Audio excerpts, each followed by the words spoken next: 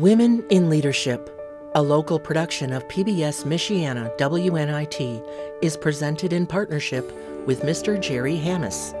Mr. Hammis is proud to present this program in memory of his late wife, Doreen Dwyer Hammis, and all the women who continue to impact our community for the better. Additional funding provided by NIPSCO, the South Bend Clinic, and First Source Bank. Thank you.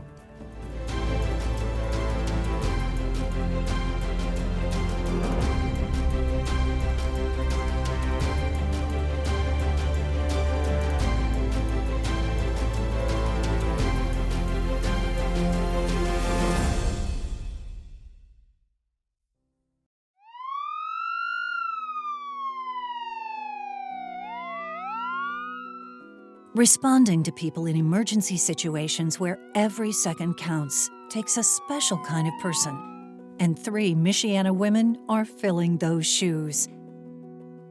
Victoria Armstrong, a young firefighter from the Michigan City Fire Department. Martha Velez, an EMT with Southwestern Michigan Community Ambulance Services in Niles, Michigan. And Jillian Ashley, Assistant Chief of the Michigan City Police Department. These real-life superheroes are bringing safety, security, and compassion to people's darkest moments. 911,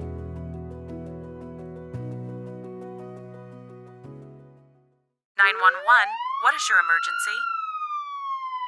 Come lean on me, gonna lean on you. Gonna power up and power through. Gonna rise strong. Gonna rise strong. I'll be your ground and you be mine. When we stand together, we do just fine. Gonna rise strong. My name is Victoria Armstrong. I'm at Michigan City Fire Department. I'm a firefighter. This is my 2nd year, and this is my station, Station 1. I've always been like the tomboy of the family. I'm the only girl out of 5 brothers. When I was young, my older brother was actually like super into firefighting. It's not very like thrown into young girls' faces that firefighting is an option. Little girls don't get firefighter action figures or firefighter costumes, and it's not like, oh, you want to be a firefighter when you grow up then, right? That's so cool. That's not it. I thought I would have to go and do something more, like be a doctor or something like that to impact the world, but this is like hands-on, like making a change, and I love it. I was raised by a single mother, so she was a mentor to me. She inspired me to be strong and independent and know that I can do anything that I put my mind to. That's why I'm here today, doing what I do.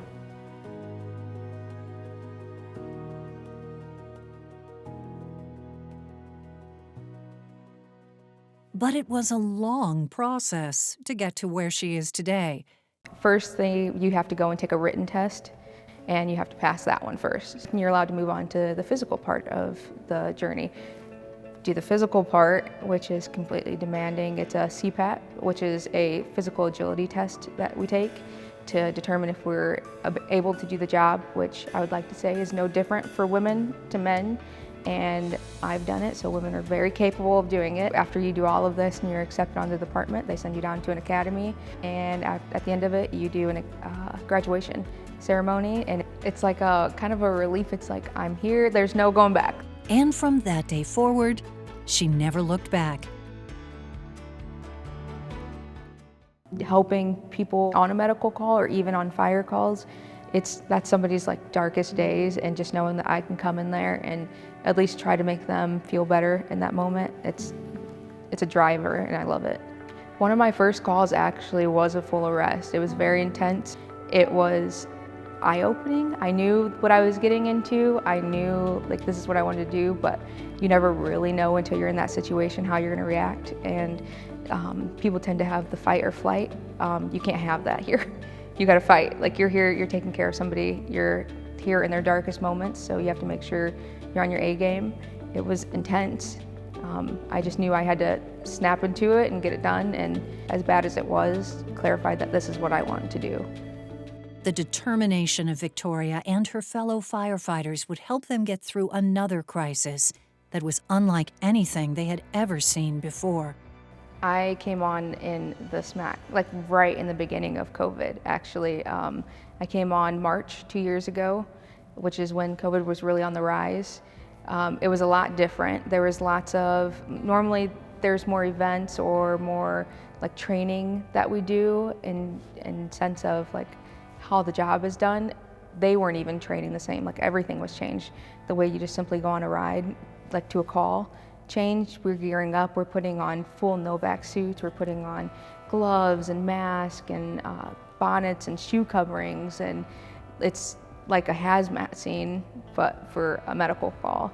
You're seeing a lot of people who are getting COVID, and a lot of people from the outside don't really get to see that day to day, so they don't notice how bad it actually is. But going on the calls, you see exactly what it is. There's so many people and families impacted by COVID. It was tough. It was a crazy time to come on. I feel like everything was just so different.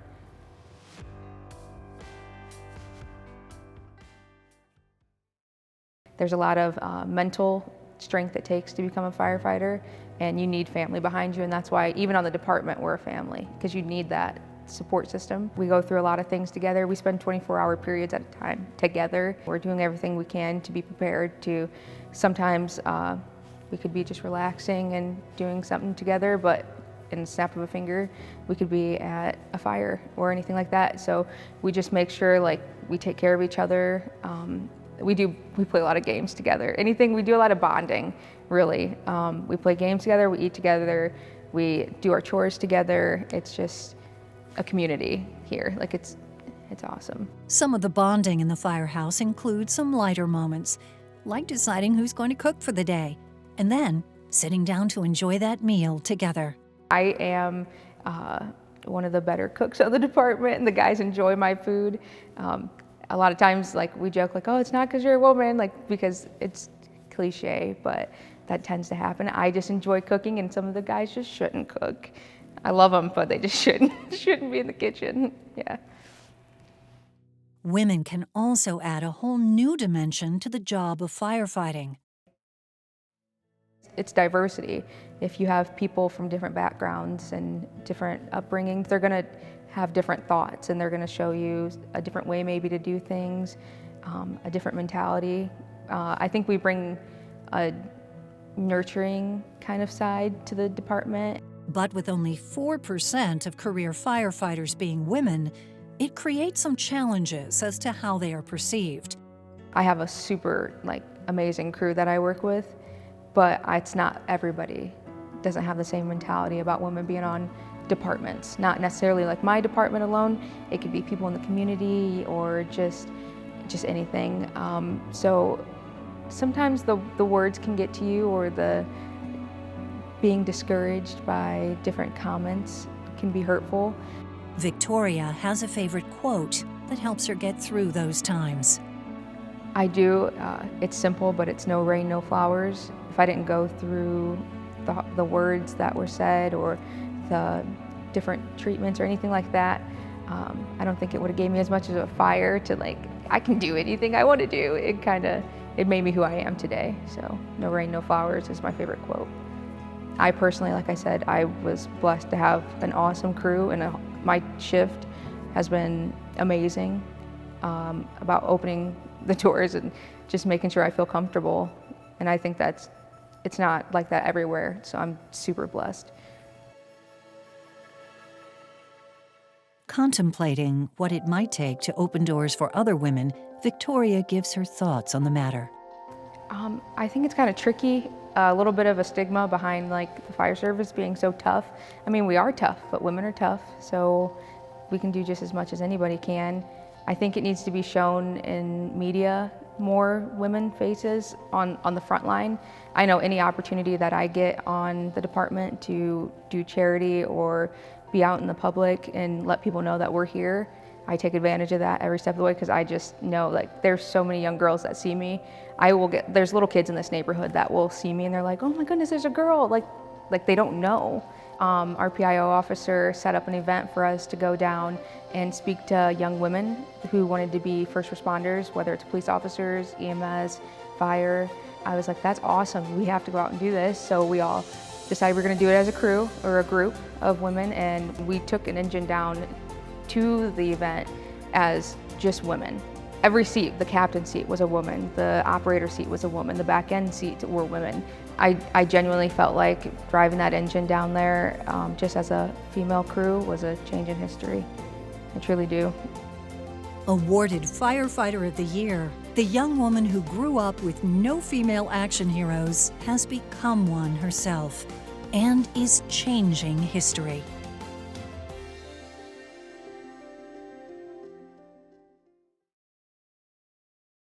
Come lean on me, gonna lean on you. Gonna power up and power through. Gonna rise strong. Gonna rise strong. I'll be your ground and you be mine. When we stand together, we do just fine. Gonna rise strong. I'm Martha Velez, and I'm an EMT basic. I got a late start in getting into EMS. Started in fire service at first, and they started a first responder program on the fire department. And so I got to the point where when you get on accident scenes, instead of just standing back doing the fire part of it, I wanted to get a little bit more involved. So ended up taking a class, and when they started the responder service there for that, and then kind of evolved from there, and then just had something that's pushed me that I want to do more. I want to, help on this end of it too, To achieve her dream of becoming an EMT, it meant a lot of time in the classroom and time practicing real-world scenarios. You walk in, they'll tell you a scenario, and there's your patient, and you have to act like it's a real thing, and which is a little bit awkward and hard to do sometimes when you're sitting there going, but there is no blood, But to Martha, actually getting on the job and starting to help people was the best way to learn. There's a lot of lifting, a lot of strenuous work. We're crawling into cars that are tore up, trying to get to the patient, and you just learn as you go. To me, it was like you learn as you go. The physical demands may be daunting, but on Martha's team, working together always helps. Luckily, I work at a service that helps a lot to try to keep injuries down with back injuries and arms, shoulders, necks, and all that stuff. So we get equipment that helps us with this, and I've worked with a lot of partners that are really, really helpful. And when it comes to lifting, we work together as a team to lift, so that helps a lot. You're with these people 24 hours at a time. We work 24-hour shifts, so I'm with my partner 24 hours. You develop friendships, you develop closeness. Feel like family. I'm sure you've heard it before. Hey, it's like a family. We can fight amongst each other, but don't you say anything about my family, type of deal. Those bonds don't just help when it comes to lifting.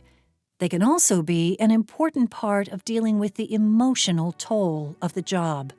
You've got to learn to kind of put it aside while you're actually doing the job, in my opinion anyways. Then afterwards, you can sit back and go, huh, and then I find that a lot of us find that, talking to our coworkers or somebody that, that's been in there, gone through the same things, helps out some. And then we also have critical stress debriefings that if it's really bad, they'll call in the teams and they'll come in and sit in a circle and you talk it all out, and that helps a lot too. I went through a few of them and didn't really think, I don't need that. But once you sit through one of them, it's like, yeah, maybe I did. So it helps. Approximately 22% of EMTs suffer from post-traumatic stress disorder.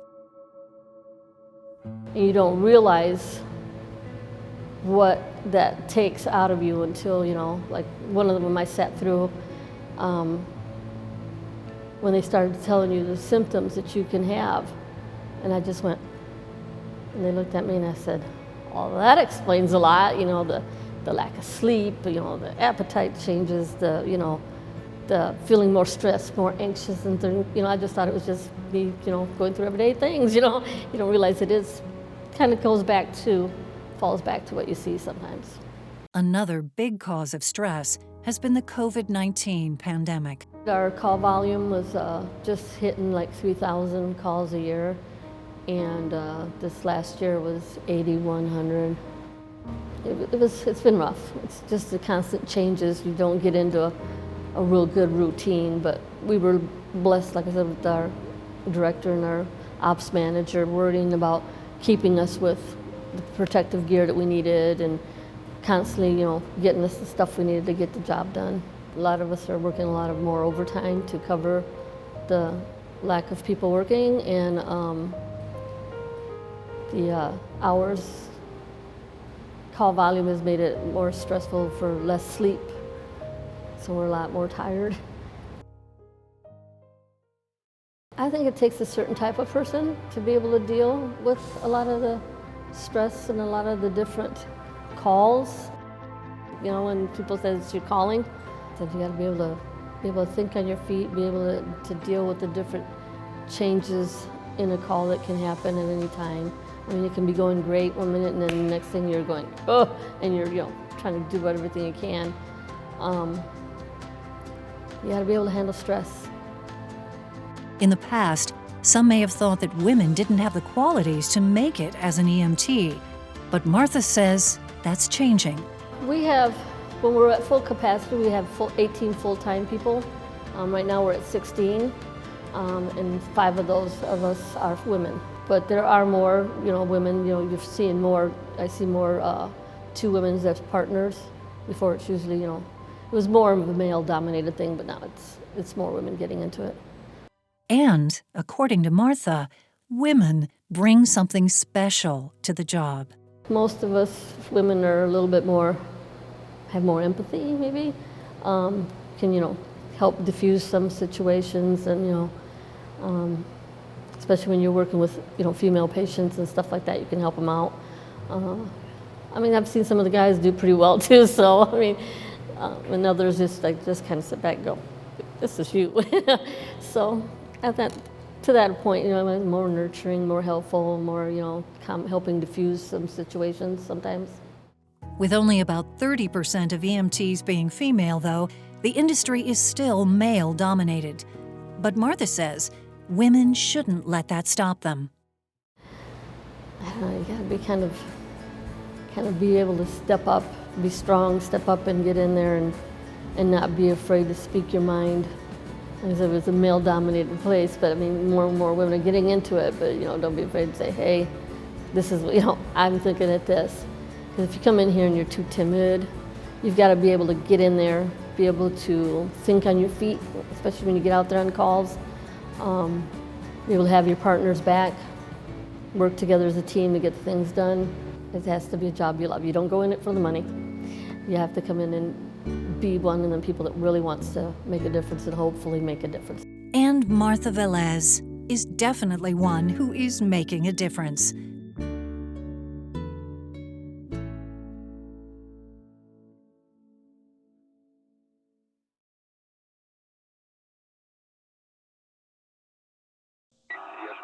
Come lean on me, gonna lean on you. Gonna power up and power through. Gonna rise strong.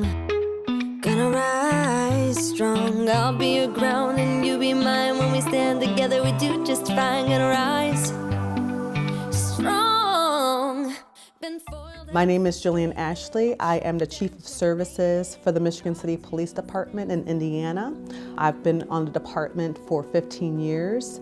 I've been in this role for a little over 2 years. I have been living in Michigan City now for a little over more than half my life, I would say. We moved here when I was almost 17 years old. I was in the 10th grade. I'm telling you, I came kicking and screaming because I actually grew up in Brooklyn, New York. So I had my whole life sort of planned out for me there. But, I always say God knows what's best. And so I end up in Michigan City. My mom decided to move, and that's where I began my law enforcement career. Jillian began a life of service at the young age of 17, where she served her country for 8 years before getting her degree in law enforcement. I've always wanted to be in law enforcement, thus that's the reason why I got my degree in criminal justice. But I did not see myself ever in a uniform and, actually patrolling the streets and enforcing the laws that way. My desire was always to be a judge. But it would be her husband, a local minister, who encouraged her to apply for the police department. He must have saw something in me that he thought I can actually do this job, and that's why I'm here today, really. Coming into law enforcement, I didn't know what to expect. I would tell you that when I first told my mother that I was going to be a police officer with the city, she was a little scared for me, of course. I think that's natural. But she was also concerned with the fact that she never saw anybody that looked like me that was actually going to be enforcing laws. So that was another issue that she had. But those concerns would be alleviated when Jillian found support in her police family. But I would honestly say that since I've come to the Michigan City Police Department, all the people in my training, coworkers, that I work side by side each and every day, the representation, the support that was received in training, it was always there. And so it really is, when they say law enforcement really is a family-oriented affair, if you will, I can really attest to that. And that support would be needed for the difficult job ahead.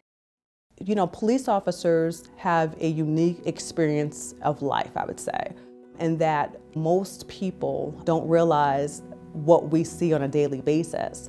And sometimes it's not always the prettiest things, it's not what we were brought up to see, and it's those things that your parents shielded you from. Well, police officers being sometimes the first responders, that is what we see. We see the worst sometimes in humanity. All of that plays into an officer's mental capacity, stress level. It does take a toll. That's the reason why it's very important that it's constant reminder for self-care. If you actually talk about it, it's better, and holding it in, internalizing, a lot of things is sometimes not the best advice. Jillian believes women bring a unique skill set to the job. What we bring to the table is a way of communicating, and I think sometimes, especially to our male counterparts, we're the ones that we may not be as strong as, but yet we bring another level of stability. I think that we complement one another. I believe that communication is the key to all things, especially when you are on the street. You have to be able to talk to people. And if you don't have a good communication skills, then you're in trouble out there, because most of the times we have to calm people down. I believe women bring that to the table. Women in law enforcement, we have the ability, we're nurturing naturally. And it is that very nurturing ability that can come into play during a crisis. I recall, it's been many years ago now, but I was a detective, and I got called in because one juvenile had actually slipped in a sand dune, and he actually was underneath the sand. They could not find him. And that made national news. And I remember having to come in and do interviews. And one of the things that I would say is that I was able to be with his mother and his father. And we sat in that interview room and we just talked. And that's the gift of being able to communicate. And while others were out, at Mount Baldy, just searching for him, I was there to sort of be a calming voice. So when we got the news that he was found and that he was going to be well, that was probably one of the best days ever. That little boy, whose parents Jillian comforted during a crisis, is now a thriving teenager. Yeah, that was the best, I would say, the best. There are also challenging days in law enforcement, and one of them had gripped the nation in 2020. During a time of the George Floyd protest, being African-American female, or African-American in particular, in law enforcement was a challenge. Because again, it's one of those things where, you see, this is not how we train. And so to see that, I remember I was actually sitting in my living room, and me and my husband was watching it unfold. And I just felt so remorseful, because I'm in law enforcement, and it makes you question sometimes everything. How does this happen? And why is it happening? And, and then it makes you appreciative too, though, of the citizens. Trying to do what they could to assist. And so, I applaud them for taking out the phones and recording. I welcome all of that, because one thing about it is if you're doing things right all the time, there's no reason to worry about, any backlash or repercussions as a result of you doing your job and you're doing it well. But when you don't do it well and nobody knows about it, then that can be a problem as well too. So I welcome all of it. But, like many cities across the country, Michigan City, too, would soon feel the repercussions of that event. We had probably over 1,000 so people, protesters come on May 31st that year, and we had, every officer was mandated to work. They have a right, everybody has a right to voice their opinions, We just ask always that it's always peaceful and that we don't have any type of rioting, because that's when police would have to act then. But yeah, we were very fortunate. I'm happy that I chose Michigan City Police Department as a career. And she is always advocating for other young women to choose this career as well when she visits high schools and community events. And she has some advice to women seeking a career in law enforcement. You don't have to be rough. You don't have to be tough. You can just be who you are and you'll be good enough. And so that would be the advice that I would give. If you don't allow this career or your environment to change you as a person, that is the most important thing that will take you far. Just be who you are. You are enough. That is my advice that I would always give. You're enough, you're enough, you're enough. That may also be what the community of Michigan City might say to Chief Jillian Ashley. You're enough. But setbacks, they don't set me back. It's been a long time running. Just gonna keep it coming. Come lean on me, gonna lean on you. Gonna power up and power through. Gonna rise strong. Gonna rise strong. I'll be your ground and you'll be mine. When we stand together, we do just fine. Gonna rise strong. Come lean on me, gonna lean on you. Gonna rise strong.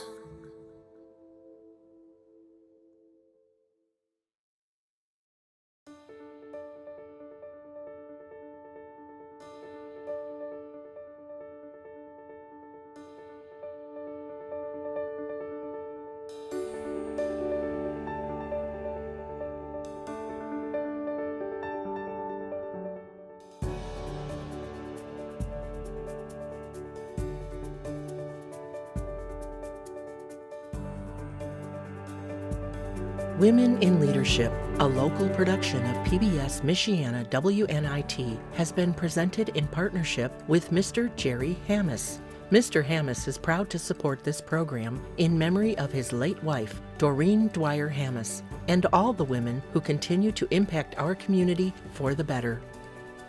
Additional funding provided by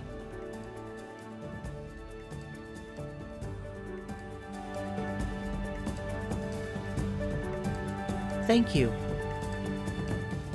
This WNIT local production has been made possible in part by viewers like you. Thank you.